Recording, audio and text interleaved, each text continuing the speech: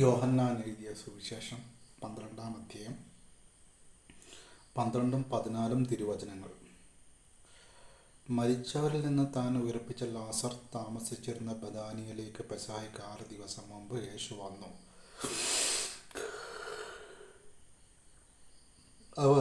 അവൻ അത്താഴം ഒരുക്കി. മർത്ത പരിചരിച്ചു. അവനോട് കൂടെ ഭക്ഷണത്തിനിരിക്കുന്നവരിൽ ലാസറും ഉണ്ടായിരുന്നു. മറിയം വിലയേറിയതും ശുദ്ധവുമായ ഒരു കുപ്പി നാർദീൻ സുഗന്ധ തൈലമെടുത്ത് യേശുവിൻ്റെ പാദങ്ങളിൽ പൂശുകയും തൻ്റെ തലമുടി കൊണ്ട് അവൻ്റെ പാദങ്ങൾ തുടയ്ക്കുകയും ചെയ്തു. തൈലത്തിൻ്റെ പരിമളം കൊണ്ട് വീട് നിറഞ്ഞു. അവൻ്റെ ശിഷ്യന്മാരിലൊരുവനും അവനെ ഒറ്റിക്കൊടുക്കാനിരിക്കുന്നവനുമായ യൂദാസ് കറിയോത്ത പറഞ്ഞു, എന്തുകൊണ്ട് ഈ തൈലം 300 ധനാറയ്ക്ക് വിറ്റ് ദരിദ്രർക്ക് കൊടുത്തില്ല? അവനിത് പറഞ്ഞത് അവന് ദരിദ്രരോട് പരിഗണന ഉണ്ടായിരുന്നത് കൊണ്ടല്ല, പ്രത്യുത അവൻ്റെ കള്ളനായിരുന്നത് കൊണ്ടും പണസഞ്ചി അവൻ്റെ കയ്യിലായിരുന്നത് കൊണ്ടും അതിൽ വീഴുന്നതിൽ നിന്ന് അവൻ എടുത്തിരുന്നത് കൊണ്ടുമാണ്. യേശു പറഞ്ഞു, അവളെ തടയണ്ട. എൻ്റെ ശവസംസ്കാര ദിനത്തിനായി ഇത് ചെയ്തുവെന്ന് അവൾ കരുതിക്കൊള്ളട്ടെ. ദരിദ്രർ എപ്പോഴും നിങ്ങളോട് കൂടെയുണ്ട്. ഞാൻ എപ്പോഴും നിങ്ങളോടൊത്തുണ്ടായിരിക്കുകയില്ല. അവൻ അവിടെയുണ്ടെന്നറിഞ്ഞ് വലിയൊരു ഗണം യഹൂദർ അവിടേക്ക് വന്നു. അവർ വന്നത് യേശുവിനെ ഉദ്ദേശിച്ചു മാത്രമല്ല, അവൻ മരിച്ചവരിൽ നിന്ന് ഉയർപ്പിച്ച ലാസറിനെ കാണാൻ കൂടിയാണ്. ലാസറിനെ കൂടി കൊല്ലാൻ പുരോഹിത പ്രമുഖന്മാർ ആലോചിച്ചു. എന്തെന്നാൽ അവൻ നിമിത്തം യഹൂദരിൽ വളരെ പേർ അവരെ വിട്ട് യേശുവിൽ വിശ്വസിച്ചിരുന്നു. രാജകീയ പ്രവേശനം. അടുത്ത ദിവസം തിരുനാളിന് വന്നുകൂടിയ ഒരു വലിയ ജനക്കൂട്ടം യേശു ജെറുസലേമിലേക്ക് വരുന്നത് കേട്ട് ഈന്തപ്പനയുടെ കൈകൾ എടുത്തുകൊണ്ട് അവനെ എതിരേൽക്കാൻ പുറപ്പെട്ടു. അവർ വിളിച്ചു പറഞ്ഞു, ഹോസാന, കർത്താവിൻ്റെ നാമത്തിൽ വരുന്നവനും ഇസ്രായേലിൻ്റെ രാജാവുമായവൻ വാഴ്ത്തപ്പെട്ടവൻ. യേശു ഒരു കഴുതക്കുട്ടിയെ കണ്ട് അതിൻ്റെ പുറത്ത് കയറിയിരുന്നു. സിയോൻ പുത്രി, ഭയപ്പെടേണ്ട, ഇതാ നിന്റെ രാജാവ് കഴുതക്കുട്ടിയുടെ പുറത്ത് എഴുന്നള്ളുന്നു എന്ന് എഴുതപ്പെട്ടിരിക്കുന്നു. അവൻ്റെ ശിഷ്യന്മാർക്ക് ആദ്യം ഇത് മനസ്സിലായില്ല. എന്നാൽ യേശു മഹത്വം പ്രാപിച്ചപ്പോൾ അവനെപ്പറ്റി ഇക്കാര്യങ്ങൾ എഴുതപ്പെട്ടിരുന്നുവെന്നും അവന് വേണ്ടി ഇവയെല്ലാം ചെയ്തുവെന്നും അവൻ അനുസ്മരിച്ചു. ലാസറിനെ മരിച്ചവരിൽ നിന്ന് ഉയർപ്പിച്ച അവസരത്തിൽ അവനോടൊപ്പം ഉണ്ടായിരുന്ന ജനക്കൂട്ടം അവന് സാക്ഷ്യം നൽകിയിരുന്നു. അവൻ ഈ അടയാളം പ്രവർത്തിച്ചെന്ന് കേട്ടുകൊണ്ടുകൂടിയാണ് ജനക്കൂട്ടം അവനെ സ്വീകരിക്കുവാൻ വന്നത്. അപ്പോൾ ഫരിസേയർ പരസ്പരം പറഞ്ഞു, നമുക്കൊന്നും ചെയ്യാൻ സാധിക്കുന്നില്ലെന്നും കാണുന്നില്ലേ? നോക്കൂ, ലോകം അവൻ്റെ പിന്നാലെ പോയി കഴിഞ്ഞു. ഗ്രീക്കുകാർ യേശുവിനെ തേടുന്നു. തിരുനാളിൽ ആരാധിക്കാൻ വന്നവരിൽ ഏതാനും ഗ്രീക്കുകാരുമുണ്ടായിരുന്നു. ഇവർ ഗലീലിയിലെ ബെത്സദായിൽ നിന്നുള്ള ഫിലിപ്പോസിൻ്റെ അടുക്കൽ ചെന്ന് പറഞ്ഞു, പ്രഭു, ഞങ്ങൾ യേശുവിനെ കാണാൻ ആഗ്രഹിക്കുന്നു. ഫിലിപ്പോസ് പോയി അന്ത്രയോസിനോട് പറഞ്ഞു. അന്ത്രയോസും ഫിലിപ്പോസും കൂടെ യേശുവിനെ വിവരമറിയിച്ചു. യേശു പറഞ്ഞു, മനുഷ്യപുത്രൻ മഹത്വപ്പെടാനുള്ള സമയമായിരിക്കുന്നു. സത്യം സത്യമായി ഞാൻ നിങ്ങളോട് പറയുന്നു, ഗോതമ്പ് മണി നിലത്ത് വീണ് അഴിയുന്നില്ലെങ്കിൽ അത് പതേപടിയിരിക്കും. അഴിയുന്നെങ്കിലോ അത് വളരെ ഫലം പുറപ്പെടുവിക്കും. തൻ്റെ ജീവനെ സ്നേഹിക്കുന്നവൻ അത് നഷ്ടപ്പെടുത്തും. ഈ ലോകത്തിൽ തൻ്റെ ജീവനെ ദ്വേഷിക്കുന്നവൻ നിത്യജീവനിലേക്ക് അതിനെ കാത്തു സൂക്ഷിക്കും. എന്നെ ശുശ്രൂഷിക്കാൻ ആഗ്രഹിക്കുന്നവൻ എന്നെ അനുഗമിക്കട്ടെ. അപ്പോൾ ഞാൻ ആയിരിക്കുന്നിടത്ത് എൻ്റെ ശുശ്രൂഷകനുമായി ആയിരിക്കും. എന്നെ ശുശ്രൂഷിക്കുന്നവനെ പിതാവ് ബഹുമാനിക്കും.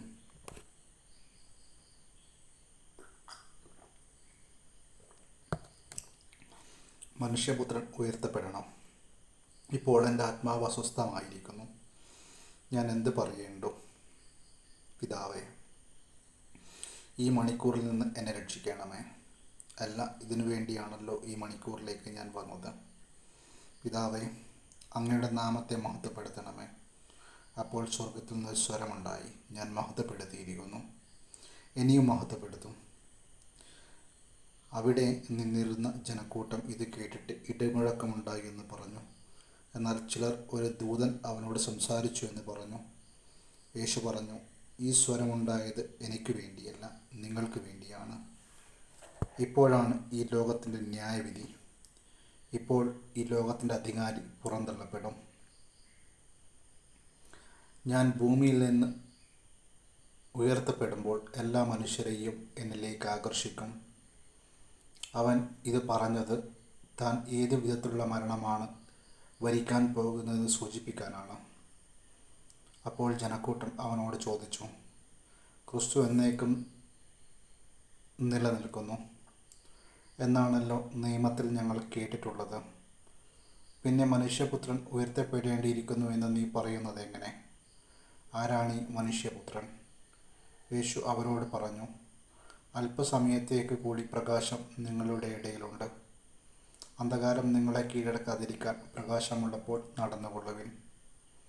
അന്ധകാരത്തിൽ നടക്കുന്നവൻ താൻ എവിടേക്കാണ് പോകുന്നതെന്ന് അറിയുന്നില്ല. നിങ്ങൾ പ്രകാശത്തിൻ്റെ മക്കളാകേണ്ടതിന് നിങ്ങൾക്ക് പ്രകാശമുള്ളപ്പോൾ അതിൽ വിശ്വസിക്കുവിൻ. യഹൂദരുടെ അവിശ്വാസം. ഇത് പറഞ്ഞതിന് ശേഷം യേശു അവരിൽ നിന്ന് പോയി രഹസ്യമായി പാർത്തു. അവൻ വളരെ അടയാളങ്ങൾ അവരുടെ മുൻപാകെ പ്രവർത്തിച്ചെങ്കിലും അവർ അവനിൽ വിശ്വസിച്ചില്ല. യെശയ്യാ പ്രവാചകൻ പറഞ്ഞ വചനം പൂർത്തിയാകേണ്ടതിനാണ് ഇത്. കർത്താവേ, ഞങ്ങളുടെ സന്ദേശം ആര് വിശ്വസിച്ചു? കർത്താവിൻ്റെ ഭുജം ആർക്കാണ് വെളിപ്പെട്ടത്? അതുകൊണ്ട് അവർക്ക് വിശ്വസിക്കാൻ കഴിഞ്ഞില്ല. യെശയ്യാ വീണ്ടും പറഞ്ഞിരിക്കുന്നു, അവർ തങ്ങളുടെ കണ്ണുകൾ കൊണ്ട് കാണുകയും ഹൃദയം കൊണ്ട് ഗ്രഹിക്കുകയും അങ്ങനെ അവർ എന്നിലേക്ക് തിരിഞ്ഞ് ഞാൻ അവരെ സുഖപ്പെടുത്തുകയും ചെയ്യാതിരിക്കേണ്ടതിന് അവിടുന്ന് അവരുടെ കണ്ണുകളെ അന്ധമാക്കുകയും ഹൃദയത്തെ കഠിനമാക്കുകയും ചെയ്തു. അവൻ്റെ മഹത്വം കാണുകയും അവനെപ്പറ്റി സംസാരിക്കുകയും ചെയ്യുന്നത് കൊണ്ടാണ് യെശയ്യാ ഇങ്ങനെ പ്രസ്താവിച്ചത്. എന്നിട്ടും അധികാരികളിൽ പോലും അനേകം അവനിൽ വിശ്വസിച്ചു. എന്നാൽ സിനഗോഗുകളിൽ നിന്ന് ബഹിഷ്കൃതരാകാതിരിക്കാൻ വേണ്ടി ഫരിസേയർ ഭയന്ന് അവരാരും അത് ഏറ്റുപറഞ്ഞില്ല. ദൈവത്തിനുള്ള മഹത്വത്തിനേക്കാളധികം മനുഷ്യരുടെ പ്രശംസ അവർ അഭിലഷിച്ചു.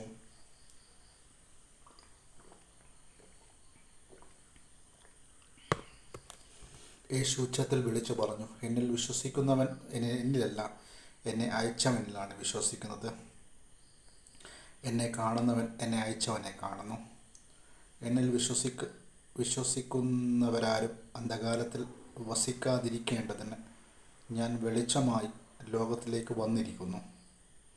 എൻ്റെ വാക്കുകൾ കേൾക്കുന്നവൻ അവ പാലിക്കുന്നില്ലെങ്കിലും ഞാൻ അവനെ വിധിക്കുന്നില്ല. കാരണം ഞാൻ വന്നിരിക്കുന്നത് ലോകത്തെ വിധിക്കാനല്ല, രക്ഷിക്കാനാണ്. എന്നാൽ എന്നെ നിരസിക്കുകയും എൻ്റെ വാക്കുകൾ തിരസ്കരിക്കുകയും ചെയ്യുന്നവന് ഒരു വിധികർത്താവുണ്ട്. ഞാൻ പറഞ്ഞ വചനം തന്നെ അന്ത്യദിനത്തിൽ അവനെ വിധിക്കും. എന്തെന്നാൽ ഞാൻ സ്വമേധയല്ല സംസാരിച്ചത്. ഞാൻ എന്ത് പറയണം, എന്ത് പഠിപ്പിക്കണം എന്ന് എന്നെ അയച്ച പിതാവ് തന്നെ എനിക്ക് കൽപ്പന നൽകിയിരിക്കുന്നു. അവിടുത്തെ കൽപ്പന നിത്യജീവനാണെന്ന് ഞാൻ അറിയുന്നു. അതിനാൽ ഞാൻ പറയുന്നതെല്ലാം പിതാവ് എന്നോട് കൽപ്പിച്ചതുപോലെ തന്നെയാണ്.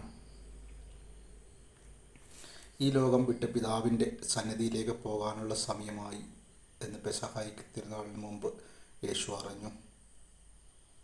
ലോകത്തിന് തനിക്ക് സ്വന്തമായുള്ളവരെ അവൻ സ്നേഹിച്ചു, അവസാനം വരെ സ്നേഹിച്ചു.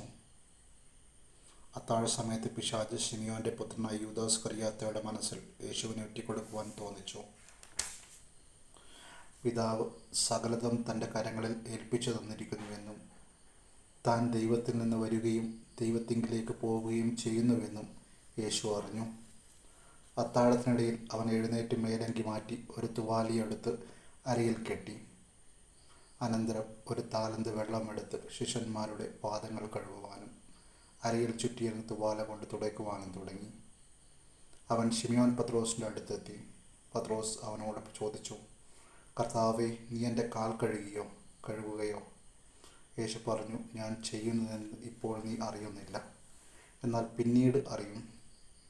പത്രോസ് പറഞ്ഞു, നീ ഒരിക്കലും എൻ്റെ പാദം കഴുകരുത്. യേശു പറഞ്ഞു, ഞാൻ നിന്നെ കഴുകുന്നില്ലെങ്കിൽ എനിക്ക് നിന്നോട് കൂടെ പങ്കില്ല. ശിമിയോൻ പത്രോസ് പറഞ്ഞു, കർത്താവേ, എങ്കിൽ എൻ്റെ പാദങ്ങൾ മാത്രമല്ല കരങ്ങളും ശിരസ്സും കൂടി കഴുകണമേ. യേശു പ്രതിവചിച്ചു, കുളി കഴിഞ്ഞവൻ്റെ കാലുകൾ മാത്രമേ കഴുകേണ്ടതുള്ളൂ. അവൻ മുഴുവൻ ശുചിയായിരിക്കും. നിങ്ങളും ശുദ്ധിയുള്ളവരാണ്. എന്നാൽ എല്ലാവരുമല്ല, തന്നെ ഒറ്റിക്കൊടുക്കുന്നവൻ ആരാണെന്ന് അവൻ അറിഞ്ഞിരുന്നു. അതുകൊണ്ടാണ് നിങ്ങൾ എല്ലാവരും ശുദ്ധിയുള്ളവരല്ല എന്നവൻ പറഞ്ഞത്.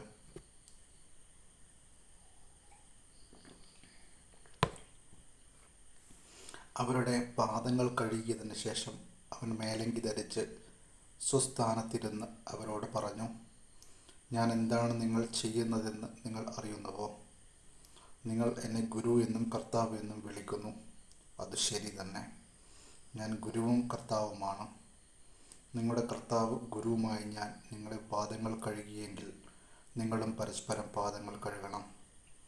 എന്തെന്നാൽ ഞാൻ നിങ്ങൾക്ക് ചെയ്തതുപോലെ നിങ്ങളും ചെയ്യേണ്ടതിന് ഞാൻ നിങ്ങൾക്കൊരു മാതൃക നൽകിയിരിക്കുന്നു. സത്യം സത്യമായി ഞാൻ നിങ്ങളോട് പറയുന്നു, ഭൃത്യൻ യജമാനേക്കാൾ വലിയവനല്ല, അയക്കപ്പെട്ടവൻ അയച്ചവനേക്കാളും വലിയവനല്ല. ഈ കാര്യങ്ങൾ അറിഞ്ഞ് നിങ്ങൾ ഇതനുസരിച്ച് പ്രവർത്തിച്ചാൽ അനുഗ്രഹീതർ. നിങ്ങൾ എല്ലാവരെയും കുറിച്ചല്ല ഞാനിത് പറയുന്നത്. ഞാൻ തിരഞ്ഞെടുത്തവരെ എനിക്കറിയാം. എൻ്റെ അപ്പം ഭക്ഷിക്കുന്നവൻ എനിക്കെതിരെ കുതുകാലുയർത്തി എന്നെ തിരുവെഴുത്ത് പൂർത്തിയാകേണ്ടിയിരിക്കുന്നു. അത് സംഭവിക്കുമ്പോൾ ഞാൻ തന്നെ എന്ന് നിങ്ങൾ വിശ്വസിക്കേണ്ടതിനാണ്. സംഭവിക്കാനിരിക്കുന്നതിന് മുൻപ് തന്നെ ഞാൻ നിങ്ങളോട് പറയുന്നത്. സത്യം സത്യമായി ഞാൻ നിങ്ങളോട് പറയുന്നു, ഞാൻ അയക്കുന്നവനെ സ്വീകരിക്കുന്നവൻ എന്നെയാണ് സ്വീകരിക്കുന്നത്. എന്നെ സ്വീകരിക്കുന്നവൻ എന്നെ അയച്ചവനെ സ്വീകരിക്കുന്നു. യൂദാസിൻ്റെ വഞ്ചനയെക്കുറിച്ച്. ഇത് പറഞ്ഞപ്പോൾ യേശു ആത്മാവിൽ അസ്വസ്ഥനായി.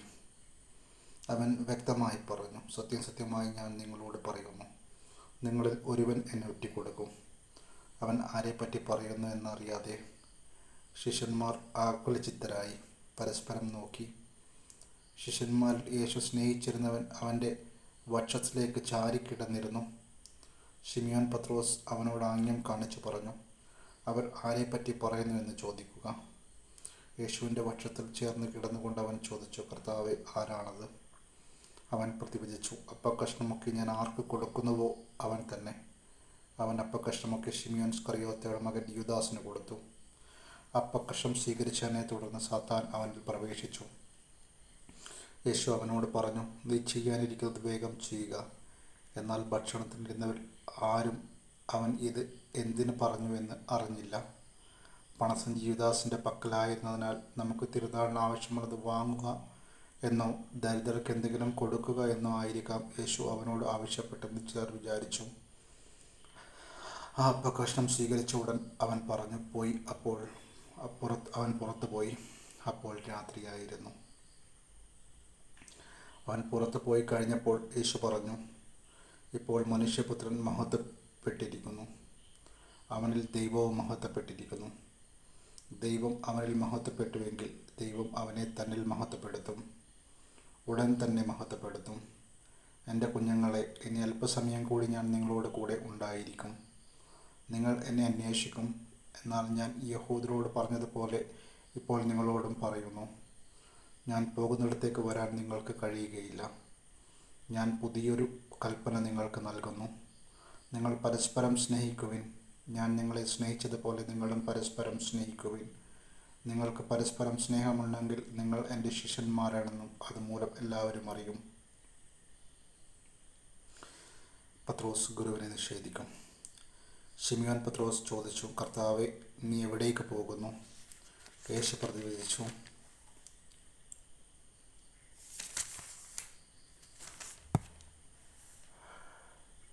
ശിമിയോൻ പത്രോസ് ചോദിച്ചു, കർത്താവേ, ഞാൻ പോകുന്നിടത്തേക്ക് ഇപ്പോൾ എന്നെ അനുഗമിക്കുവാൻ നിനക്ക് കഴിയുകയില്ല, എന്നാൽ പിന്നീട് നീ അനുഗമിക്കും. പത്രോസ് പറഞ്ഞു, കർത്താവേ, ഇപ്പോൾ തന്നെ നിന്നെ ഞാൻ അനുഗമിക്കാൻ എനിക്ക് കഴിയാത്തത് എന്തുകൊണ്ട്? നിനക്ക് വേണ്ടി എൻ്റെ ജീവൻ ഞാൻ ത്യജിക്കും. യേശു പ്രതിവചിച്ചു.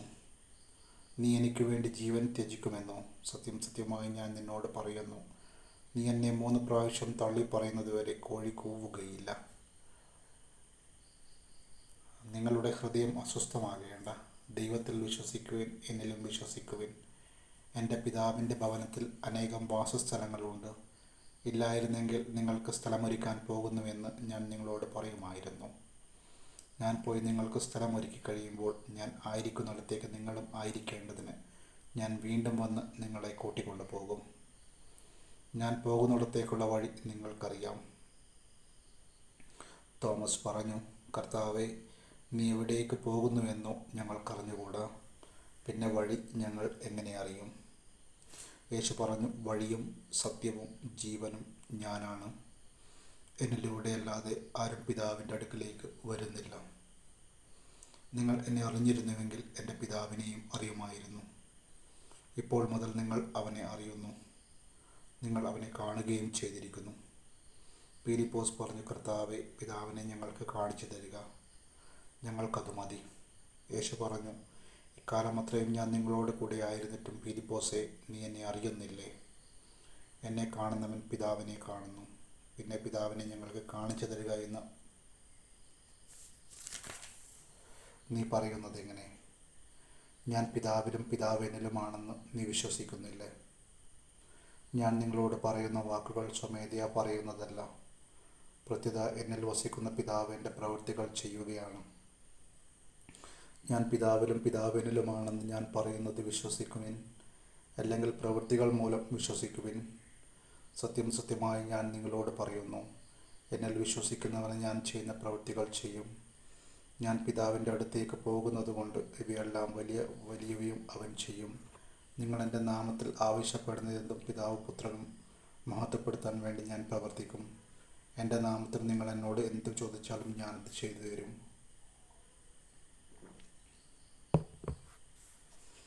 നിങ്ങൾ എന്നെ സ്നേഹിക്കുന്നുവെങ്കിൽ എൻ്റെ കൽപ്പന പാലിക്കും. ഞാൻ പിതാവിനോട് അപേക്ഷിക്കുകയും എന്നേക്കും നിങ്ങളോട് കൂടെയായിരിക്കാൻ മറ്റൊരു സഹായകനെ അവിടുന്ന് നിങ്ങൾക്ക് തരികയും ചെയ്യും.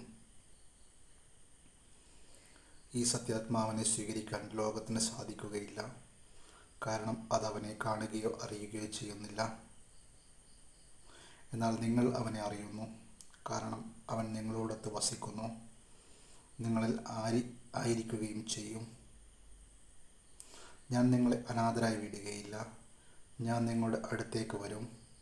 അല്പസമയം കൂടി കഴിഞ്ഞാൽ പിന്നെ ലോകം എന്നെ കാണുകയില്ല, എന്നാൽ നിങ്ങൾ എന്നെ കാണും.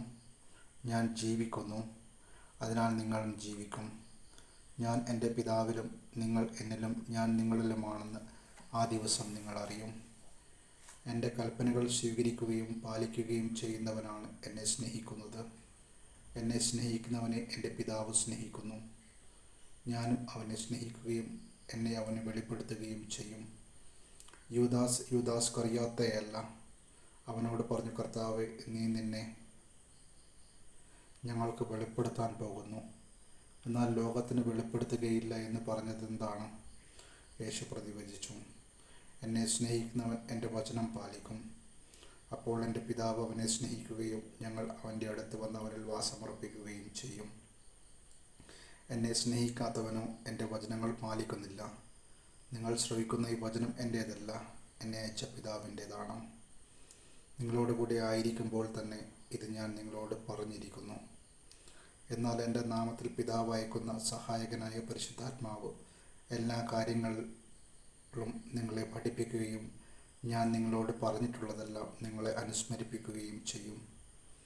ഞാൻ നിങ്ങൾക്ക് സമാധാനം തന്നിട്ട് പോകുന്നു. എൻ്റെ സമാധാനം നിങ്ങൾക്ക് ഞാൻ നൽകുന്നു. ലോകം നൽകുന്നത് പോലെയല്ല ഞാൻ നൽകുന്നത്. നിങ്ങളുടെ ഹൃദയം അസ്വസ്ഥമാകേണ്ട, നിങ്ങൾ ഭയപ്പെടുകയും വേണ്ട. ഞാൻ പോകുന്നെന്നും വീണ്ടും നിങ്ങളുടെ അടുത്തേക്ക് വരുമെന്നും ഞാൻ പറഞ്ഞത് നിങ്ങൾ കേട്ടല്ലോ. നിങ്ങൾ എന്നെ സ്നേഹിക്കുന്നുവെങ്കിൽ പിതാവിൻ്റെ അടുത്തേക്ക് ഞാൻ പോകുന്നതിൽ നിങ്ങൾ സന്തോഷിക്കുമായിരുന്നു. എന്തെന്നാൽ പിതാവ് എന്നേക്കാൾ വലിയവനാണ്. അത് സംഭവിക്കുമ്പോൾ നിങ്ങൾ വിശ്വസിക്കേണ്ടതിന് സംഭവിക്കുന്നതിന് മുമ്പ് തന്നെ നിങ്ങളോട് ഞാൻ പറഞ്ഞിരിക്കുന്നു.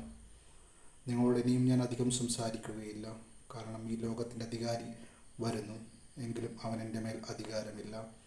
എന്നാൽ ഞാൻ പിതാവിനെ സ്നേഹിക്കുന്നുവെന്നും അവിടുന്ന് എന്നോട് കൽപ്പിച്ചതുപോലെ ഞാൻ പ്രവർത്തിക്കുന്നുവെന്നും ലോകം അറിയണം. എഴുന്നേൽക്കുവിൻ, നമുക്കിവിടെ നിന്ന് പോകാം. ദൈവ വചനമാണ് നാം കേട്ടത്. നമുക്ക് ദൈവത്തെ സ്തുതിക്കാം. ഞാൻ ഈ തിരുവചനങ്ങൾ വിശ്വസിക്കുന്നു.